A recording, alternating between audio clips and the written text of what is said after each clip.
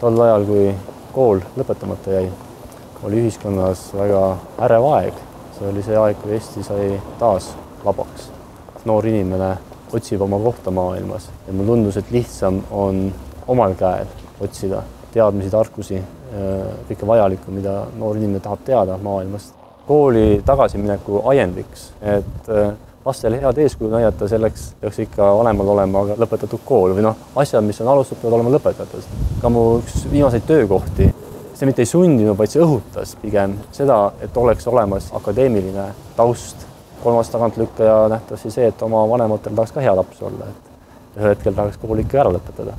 Keskkooli osas käies või gümnaasiumis viimases klassis nüüd käies ei olnud kellegi poolt näha sellist ka suhtumist, et sa oled niivõrd vanem, et mis sa siin teed.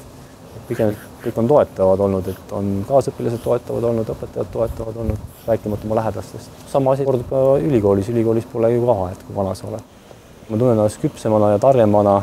Koolis käimine on maailma minu jaoks lahti teinud.